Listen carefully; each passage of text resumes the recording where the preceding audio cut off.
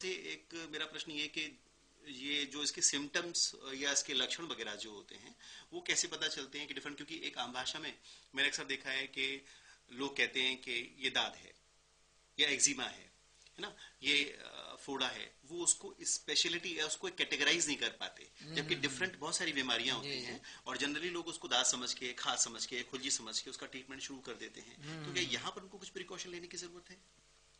Precaution तो ये है कि तुरंत होम्योपैथिक मतलब क्या ऐसे चिकित्सक लक्षण हैं जिनसे वो पहचाने कि ये विशेष तौर से ये रिंग वॉर्म है, या सुपरफिशियली लक्षण तो रिंग उसको पता होना रिंग चाहिए, या वर्म फिर तो ये है कि वो खुद मैं यहाँ पे एक्सप्लेन करने में जब तक सामने केसेस ना हो मुश्किल पड़ता है। जरूरी है? लेकिन वो जरूरी है इसके लिए कि वो चिकित्सक की, किसी योग्य चिकित्सक की राय से लेकर के उसे डायग्नोस करा ले।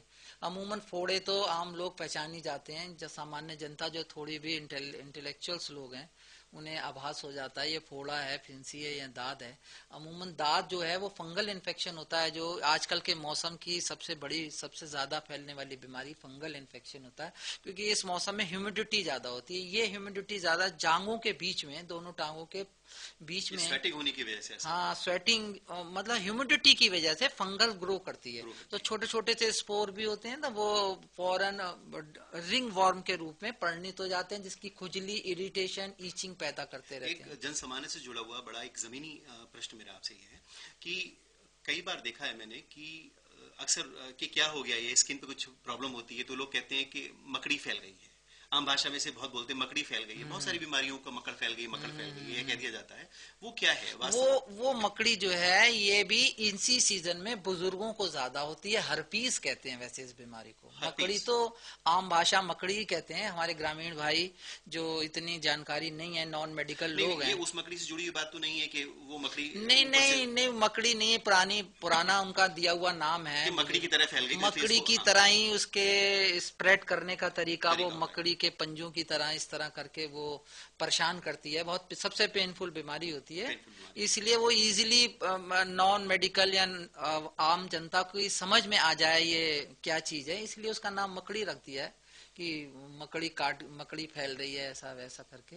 लेकिन एक्चुअल में वो हर्पीस होती है। हर्पीस? हाँ हर्पीस होती है, और इस मौसम में आम बुजुर्गों को ओल्ड एज में अमूमन ये बीमारी देखी जाती है। और इसका भी होम्योपैथिक इलाज बहुत अच्छा है, अगर समय से होम्योपैथिक चिकित्सा ले ली जाए। समय से तो क्या है, मैं तो कह रहा हूँ बाद में भी होम्योपैथिक ही इलाज इसका कारगर होता है, क्योंकि ये डिजीज जो होती हैं इनका लक्षणों के आधार पर जब दवा दी जाती है तो इजी परमानेंट रिलीफ इसी से मिलता है। डॉक्टर साहब, क्या ट्रीटमेंट हो सकता है हमारे होम्योपैथिक में इनका?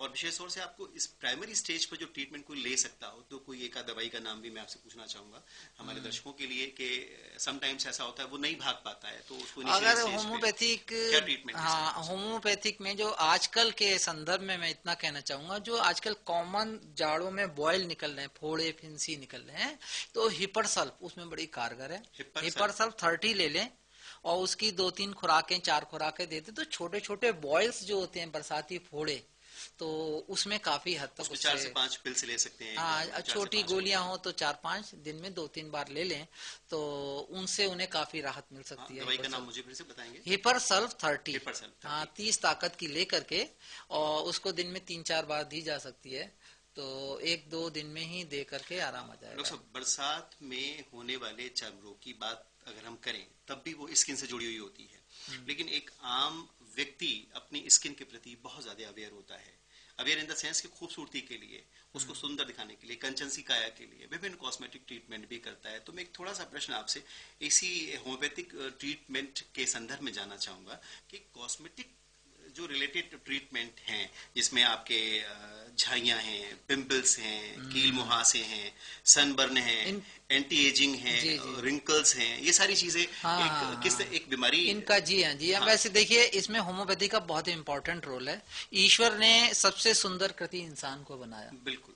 है ना, और इस सुंदरता की प्रथम पायदान पे स्किन आती है, और स्किन का बहुत कुछ असर ये कॉस्मेटिक का, जो विंकल्स होते हैं हमारे शरीर पे सीधा असर हमारे दिमाग के टेंशन से होता है। दिमाग में जितना टेंशन होता है उसका फौरन रिफ्लेक्शन, या हमारा अंदर मेटाबॉलिक डिसऑर्डर होता है, लिवर खराब है, लिवर स्पॉट पड़ जाते हैं, जो लेडीज के अंदर हार्मोनल प्रॉब्लम्स होती है जिसकी वजह से चारों तरफ ब्लैकनेस आ जाती है। आज मैं दर्शकों को बताऊं, कॉस्मेटिक सर्जरी में सिर्फ सिंगल मेडिसिन है, अगर दर्शक लाभ उठाना चाहें और इसका लाभ देखें होम्योपैथिक क्या है, उन्हें मिलेगा। उन लेडीज महिलाओं के लिए जिनके आंखों के चारों तरफ हार्मोनल डिस्टरबेंस की वजह से ब्लैकनेस है, सिमिसी फ्यूगा एक दवाई है, सिमिसी फ्यूगा 30 का चंद दिन सेवन मात्र करने से उन्हें कॉस्मेटिक सर्जरी का अत्यधिक होम्योपैथिक से जो लाभ है आपने सिमिसी फ्यूगा 30 जो बताया, सिमिसी फ्यूगा 30 ये क्या लेडीज के लिए ही है? जी हाँ, ये लेडीज में, जेंट्स में भी इस चीज का क्रेज है, जगह जेंट्स ब्यूटी पार्लर खुल रहे हैं। नहीं, वो ब्यूटी पार्लर खुल रहे हैं, लेकिन उनकी प्रॉब्लम ये अलग होगी। उनकी प्रॉब्लम जेंट्स के लिवर प्रॉब्लम हो सकती है, एनीमिया हो सकता है, और लेकिन ये जो मैंने दवाई बताई, खासतौर लेडीज कॉस्मेटिक का नाम लिया तो लेडीज का नाम पहले आ जाना चाहिए उसमें ना, तो उनको ज्यादा जरूरत पड़ती है। और उनके लिए सबसे बढ़िया दवाई जो है वो सिमिसी फ्यूगा, लक्षण याद रखें और अजमाएं होम्योपैथिक को, आपको तुरंत लाभ मिलेगा इस होम्योपैथिक दवाई से।